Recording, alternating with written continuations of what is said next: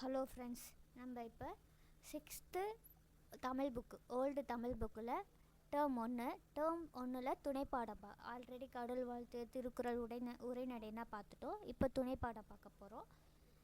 இது என்ன லெசன் அப்படின்னா, கடைசி வரை நம்பிக்கை அப்படிங்கிற ஒரு லெசன். இந்த பொண்ணு யார் அப்படின்னா, இந்த பொண்ணோட பேர் சடகோ. இவங்களை பற்றி தான் இதில் பார்க்க போகிறோம். வாங்க லெசனுக்குள்ளே போய் பார்க்கலாம். இப்போ நம்ம இதை எக்ஸாம் பாயிண்ட் ஆஃப் வியூவில் பார்க்குறப்ப நம்ம பாயிண்ட்ஸை பார்ப்போம். ஆனால் ஒரு ஃபுல் ஸ்டோரியாக நம்ம பார்க்குறப்ப அதில் உள்ள பாயிண்ட்ஸ் எல்லாமே நம்மளோட மைண்டில் ரிஜிஸ்டர் ஆகிக்கும். ஓகேவா? நம்ம இப்போ லெசனை ரீட் பண்ண ஆரம்பிக்கலாம். இதில் உங்களுக்கு எக்ஸாம் பாயிண்ட் ஆஃப் வியூவில் வர்றதை உங்களுக்கு ஹைட் பண்ணி காமிக்கிறேன். ஃபஸ்ட்டு, ஒரு சிறுமியின் உண்மை வரலாறு.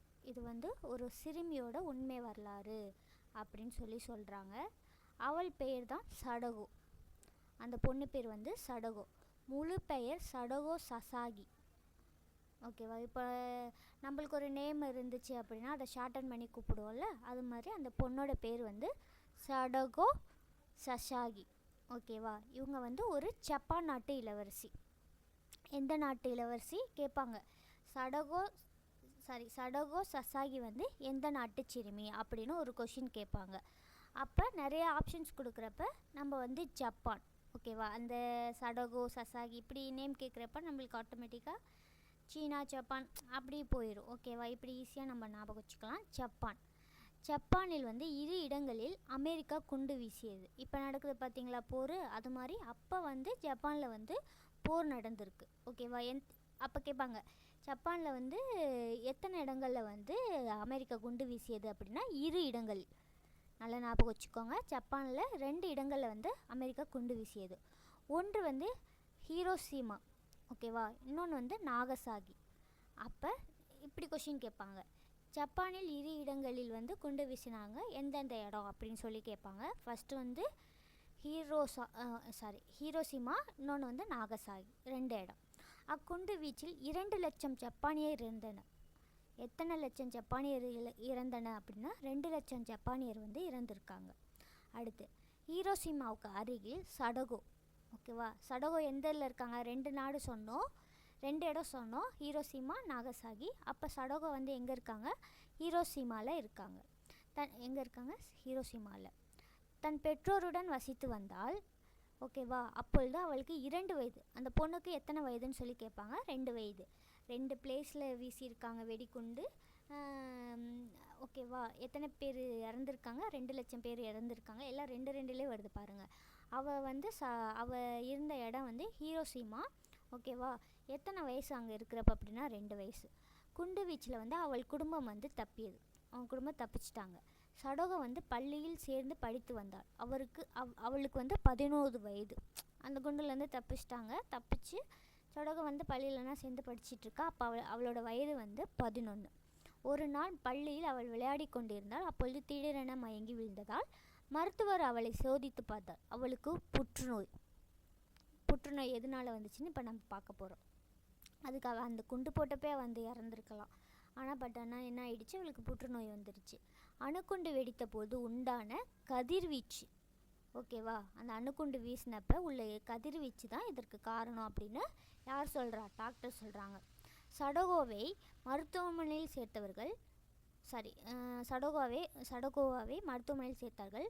புற்றுநோய் ஆளை கொல்லும் என்று சடகோ தெரிந்து கொண்டாள். அந்த பொண்ணுக்கு தெரிஞ்சிருச்சு. இப்போனா நம்ம சொல்கிறது இல்லை, ஆனால் அப்போ அந்த பொண்ணுக்கு தெரிஞ்சிருச்சு. ஆனால் சடகோ சாக விரும்பவில்லை. அவள் நம்மளுக்கு கேன்சர் வந்துருச்சுன்னு ஃபீல் பண்ணலை. இந்த பொண்ணு தான் அந்த பொண்ணு. உயிர் வாழ ஆசைப்பட்டிருக்கா. அப்போ என்ன பண்ணியிருக்கா, ஒரு நாள் சிசுகோ என்ற தோழி, அவளுக்கு ஒரு ஃப்ரெண்டு இருக்கா. அந்த ஃப்ரெண்டு பேர் சிசுகோ. ஓகேவா? அவள் சொல்லியிருக்கா, அவளை பார்க்க வந்திருக்கா. வந்துட்டு சிசுகோ கை நிறைய காகிதங்கள் எடுத்து வந்திருக்கா. அவள் ஃப்ரெண்டு என்ன எடுத்துகிட்டு வந்திருக்கா? பேப்பர்ஸ் எடுத்துகிட்டு வந்திருக்கா. ஓகேவா? அந்த காகிதங்கள் சதுரமாக வெட்டப்பட்டிருந்தன. எடுத்துகிட்டு வந்த காகிதம் எப்படி இருந்துச்சான்? சதுரமாக வெட்டப்பட்டுச்சான்.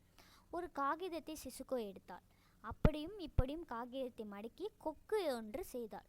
ஓகேவா? என்ன பேர்டு செஞ்சிருக்கான்னா கொக்கு. என்ன பறவை அப்படின்னா கொக்கு. ஜப்பானியர் வணங்கும் பறவை கொக்கு. இது ரொம்ப முக்கியம். ஜப்பானியர் வணங்கும் பறவை என்னது? கொக்கு. சிசுகோ சிசுகோ தான் தோழியா சடகோவை பார்த்து சொல்கிறா, கவலைப்படாதே, நான் செய்தது போல் 1000 கொக்குகள் செய், ஓகேவா, நோய் குணமாகும். இது நம் நாட்டு நம்பிக்கை என்று கூறினார். ஓகேவா, 1000 கொக்குகள் செய்ய சொல்லியிருக்கா. சடகோவுக்கு நம்பிக்கை கிடைத்தது, துணிச்சல் பிறந்தது. நாள்தோறும் கொக்குகள் செய்ய தொடங்கினார். தொடக்கத்தில் நாள் ஒன்றுக்கு 20 கொக்குகள், நாள் ஒன்றுக்கு மட்டுமே, ஒன் டே மட்டும் 20 கொக்குகள் செய்தாள். போக போக உடம்பில் வலிமை குன்றியது. அவளால் ஒரு நாளைக்கு 3 கொக்குகள் கூட செய்ய இயலவில்லை. ஓகேவா, ஆனால் என்ன ஆயிடுச்சு, ஒரு நாளைக்கு 3 கொக்கு, ஃபஸ்ட்டில் 20 கொக்கு செஞ்சாவ 3 கொக்கு கூட செய்ய முடியவில்லை. தன்னை மரணம் நெருங்கி விட்டதை உணர்ந்தாள். ஆனாலும் அவள் காகித கொக்கு செய்வதனை மட்டும் நிறுத்தவே இல்லை. கொக்கு செய்யும்போது அவள் கவலை மறந்திருந்தாள். ஒரு நாள் அவளால் ஒரு கொக்கு மட்டுமே செய்ய முடிந்தது. அதன் பிறகு அவளால் எதுவும் செய்ய இயலவில்லை. 1955ஆம் ஆண்டு அக்டோபர் 25ஆம் நாள் சடகோ இறந்து விட்டாள். ஓகேவா, அவள் நம்மளுக்கு கேன்சர் வந்துருச்சின்னு இல்லாமல் ஒரு நாளும் கொக்கு செஞ்சு சாவரப்போ கூட நம்மளால் முடியுங்கிற மாதிரி ட்ரை பண்ணியிருக்கா. அதுதான் கடைசி வரை நம்பிக்கை. எப்போ இறந்துருக்கான்னா 1955 அக்டோபர் 25 இறந்துருக்கா. ஓகேவா, சடகோவின் படுக்கை முழுவதும் காகித கொக்குகள் இருந்தன. மொத்தம் 644 கொக்குகள் இருந்தன. 1000க்கு எத்தனை செஞ்சுருக்காருன்னா 644. ஓகேவா, 1000 கொக்குகளுக்கு இன்னும் 356 கொக்குகள் வேண்டும். ஓகேவா, 356 கொக்குகள் வேணும். தோழிகள் கூடி 356 கொக்குகள் செய்தன. எண்ணிக்கை 1000 ஆக்கின. சடகோவின் விருப்பத்தையும் நிறைவு செய்தன. தன் வாழ்நாளின் இறுதி வரை நம்பிக்கையுடன் வாழ்ந்தவள் சடகோ. ஓகேவா, கேன்சர் வந்தாலும் நம்ம லைஃப்பை வாழணும்னு நினச்சிருக்கா. பட் ஆனால் முடியல. அந்த கொக்கு செய்கிறதை விடாமல் செஞ்சுருக்கா. அவளுக்கு ஒரு நிலைவாளம் கட்ட வேண்டும் என்று தோழிகள் நினைத்தார்கள். அதற்காக பொதுமக்களிடம் நிதி திரட்டினார்கள். ஹீரோஷிமா நகரின் மையத்தில் நினைவாலயம் கட்டினார்கள். அதனுள் சடகோவுக்கு சிலை வைத்தார்கள். அதற்கு குழந்தைகள் அனுமதி நிலையம். அப்போ சடகோவுக்கு என்ன சிலை வைத்தார்கள் அப்படின்னா என்ன பேர் சூட்டினார்கள்னா குழந்தைகள் அமைதி நினைவாலயம் அப்படின்னா அவங்க ஃப்ரெண்ட்ஸ் எல்லாம் சேர்ந்து பெயர் சூட்டியிருக்காங்க. உலகத்தில் அமைதி வேண்டும், இது எங்கள் கதறல், இது எங்கள் வேண்டுதல் அப்படின்னு சொல்லியிருக்காங்க. ஓகேவா, நாள்தோறும் நூற்றுக்கணக்கான குழந்தைகள் அந்த நினைவாலயத்தில் வர்றாங்க. வந்தது மட்டும் இல்லாமல் சடகோ சிலைக்கு காகித கொக்குகள் செய்து வணங்குகின்றன. ஓகேவா, இது ஒரு இது அரவிந்த் குப்தா எழுதிய அந்த புக்கு நேம் சொல்லுங்கன்னு சொல்லி நம்மளுக்கு கொஸ்டின் வரும். அப்போ 10 லிட்டில் ஃபிங்கர்ஸ். ஓகேவா, 10 லிட்டில் ஃபிங்கர்ஸ் அப்படின்னா 10 சின்ன விரல்கள் அப்படின்னு நம்ம தமிழில் டிரான்ஸ்லேட் பண்ணிக்கலாம். 10 லிட்டில் ஃபிங்கர்ஸ் யார் எழுதியிருக்கா? அரவிந்த குப்தா.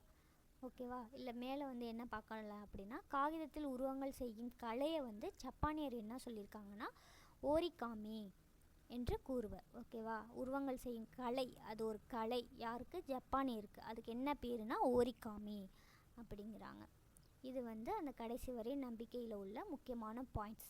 ஓகேவா, 1000 கொக்குக்கு 644 செஞ்சிட்டா. பட் ஆனால் 356 கொக்குகள் செய்யலை. ஓகே, 356 கொக்குகள் செய்யலை. அதை அவங்க ஃப்ரெண்ட்ஸ் செஞ்சு அவள் சிலைக்கு பக்கத்தில் வச்சுட்டாங்க. அடுத்து இலக்கணமும் மொழித்திறனும். இலக்கணம் எதற்கு? நாம் பேசும் மொழியை எழுதும் மொழியை முறையாக புரிந்து கொள்வதற்கு இலக்கணம் தேவை. இலக்கணம் நம்ம கிராமர் எதுக்கு கற்றுக்குறோம்? நம்ம பேசுகிற மொழியையும் எழுதும் மொழியையும் முறையாக புரிந்து கொள்வதற்கு இலக்கணம் தேவை. இப்படி எழுது அப்படி எழுது என்று கட்டளை இடுவதற்காக இல்லை. அவன் வந்தாள் என்று எழுதினால் யாருக்காவது புரியுமா? வந்தவர் ஆனா பெண்ணா என்பது எப்படி தெரியும்? ஓகேவா, அப்போ கிராமர் தெரிஞ்சால் தான் அதோட சென்டென்ஸ் அழகாக மேக் பண்ண முடியும். நாம் பேசுவதும் எழுதுவதும் மற்றவருக்கும் புரிய வேண்டும், நமக்கும் புரிய வேண்டும். அதற்கு தான் இலக்கணம் தேவைப்படுகிறது. மொழிக்குள் வியப்பு. ஒரு கடலை பார்க்கிறோம், ஒரு மலையை பார்க்கிறோம். எப்படி வியக்கிறோம்? ஒரு மொழியை படிக்கும்போது அப்படி ஒரு வியப்பு ஏற்படும். தமிழின் முதல் எழுத்து ஆ. ஓகேவா, ஆ என்னும் எழுத்தின் முதுகுக்கு பின்னால் ஐ என்ற ஒரு கோடு இருக்கிறது. ஒரு கோடு. ஓகேவா, ஐயா அஸ்யூம் பண்ணிக்கலாம். உலகத்தில் நூற்றுக்கணக்கான மொழிகளின் முதல் எழுத்தில் இப்படி ஒரு கோடு இருக்கிறது. ஆ எழுத்து மனிதனை குறிக்கிறதாம். ஐ என்னும் முதுகுக்கோடு பழங்காலத்தில் வேட்டையாடுவதற்கு மனிதன் முதுகில் சுமந்த அம்புக்கோட்டை குறிக்கிறதாம். ஓகேவா, எதை குறிக்கிறதா? அம்புக்கோட்டை குறிக்கிறதா. இது வந்து மொழிவியப்பு. எழுத்துக்களும் மனிதர்களும். மனிதர்களைப் போல தான் எழுத்துக்களும் அவற்றுக்குள் நட்பும் உண்டு, இனமும் உண்டு. இங் என்னும் எழுத்துக்கு பின்னால் கா இன எழுத்து வரும். இங்க இரண்டும் நண்பர்கள். அதுக்கு எடுத்துக்காட்டு சிங்கம், தங்கை. ஓகேவா? இங்கு என்னும் எழுத்துக்கு பின்னால் கண்டிப்பாக காங்கிற இன எழுத்தே வரும். அதுக்கு எக்ஸாம்பிள் கொடுத்துருக்காங்க, சிங்கம், தங்கை அப்படின்னு சொல்லிட்டு.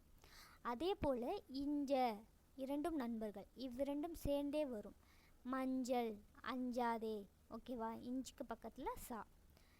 இந்த, இம்ப என்ற எழுத்துக்களும் நண்பர்கள். ஓகேவா? இந்த, இம்ம அப்படிங்கிற பெரும்பாலும் இவை சேர்ந்தே வரும். பண்டம். ஓகேவா? பந்தல், கம்பன், தென்றல். ஓகேவா? இது எல்லாமே பெரும்பாலும் சேர்ந்தே வரும் எழுத்துக்கள்.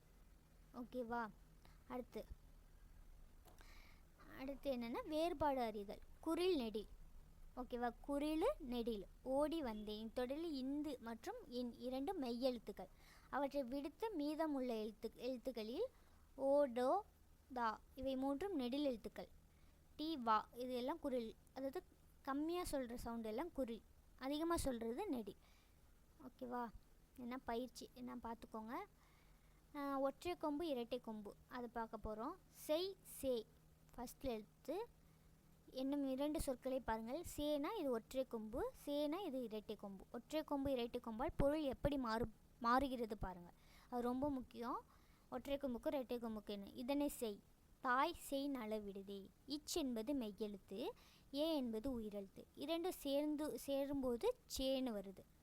இது குறில். ஓகேவா? இந்த சே வந்து குறில். இச்சுடன் ஏ சேரும்போது சே, இது வந்து நெடில். ஓகேவா? குறில் நெடில் ஒற்றை கொம்புல நம்ம தெரிஞ்சுக்கிட்டோம். அடுத்து ஏன்னா வந்து பயிற்சி செஞ்சு பார்த்துக்கோங்க. ஒற்றை கொம்பு இரட்டை கொம்புகளோடு துணை எழுத்து சேரும்போது ஏற்படும் மாற்றங்களை பாருங்கள். ஓகேவா? கொடி பறக்கும், கோடி பணம் கிடைக்கும். இக்கு ப்ளஸ் ஓ இரண்டும் சேர்ந்தால் கோ, இது குறில். இக்கு ப்ளஸ் ஓ இரண்டும் சேர்ந்தால் கோ, இது நெடில். கோ கோ இதுக்கு வந்து டிஃப்ரென்ஸ் பார்த்துக்கோங்க. பிரித்தலும் சேர்த்தலும். பிரித்தறிதல். பழந்தமிழ் இலக்கியம் நம் செல்வம்.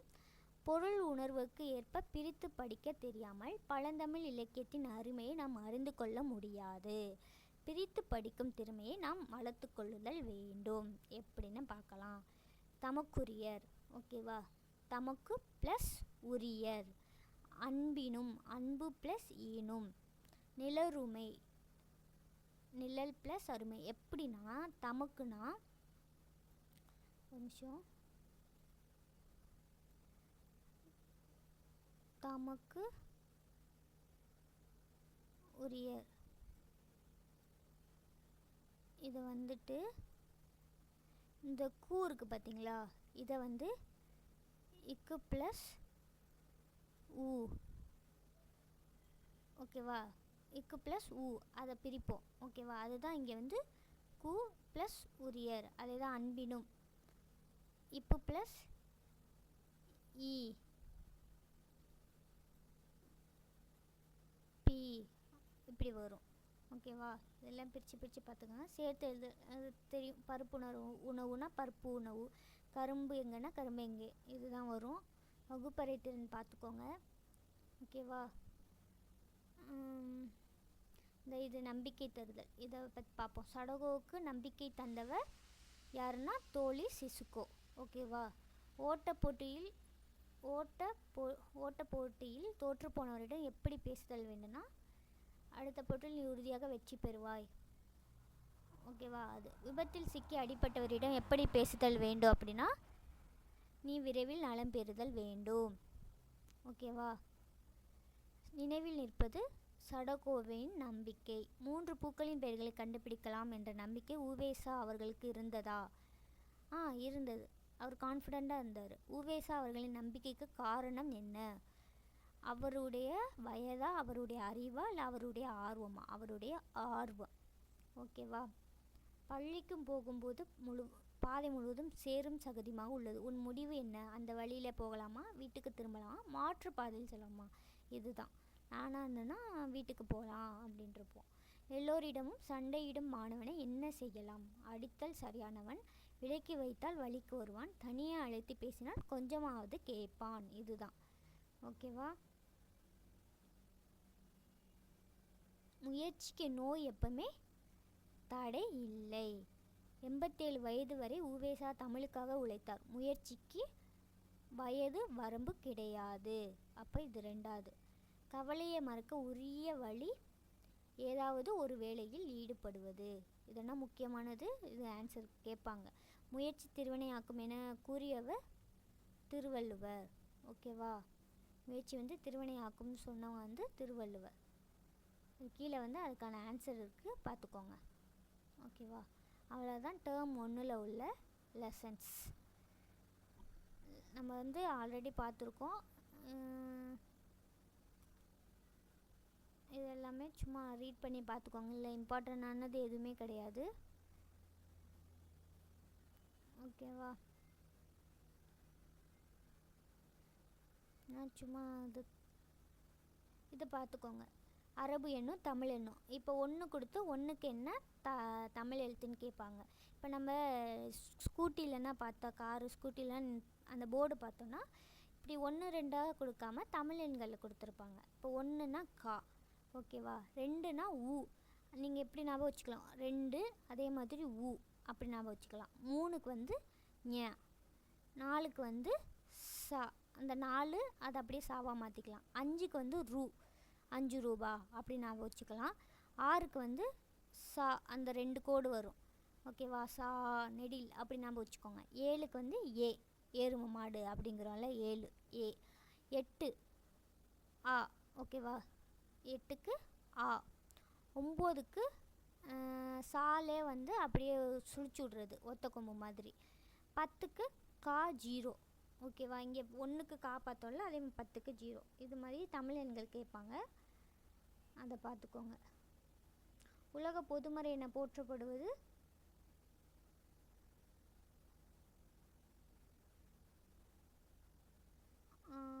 உலக பொதுமறை திருக்குறள். தமிழ் தாத்தா என அழைக்கப்படுவது உவேசா. ஓகேவா? வாடிய பெயரை கண்டபோதெல்லாம் வாடினேன் என்று வள்ளலார் கூறினார். சரியா தவறான்னு கேட்டிருக்காங்க. சரி. ஓகேவா? சரி. 3 பூக்களின் பெயர்களை கண்டுபிடித்து விடலாம் என்ற நம்பிக்கை உவேசா அவர்களுக்கு இருந்தது. சரி, இருந்துச்சு. ஓகேவா? திருவருப்பாவை யார் இயற்றினார்னா, திருவருப்பாவை யார் இயற்றினார்? திருவருட்பிரகாச வள்ளலார். ஓகேவா? அவங்க. சடகோ எந்த நாட்டை சேர்ந்தவர்? ஜப்பான். ஓகேவா? இதில் இயல் 1 முடிஞ்சிருச்சு நம்மளுக்கு. அடுத்து நம்ம அடுத்த வீடியோவில் இயல் 2 பார்க்கலாம். தேங்க்யூ.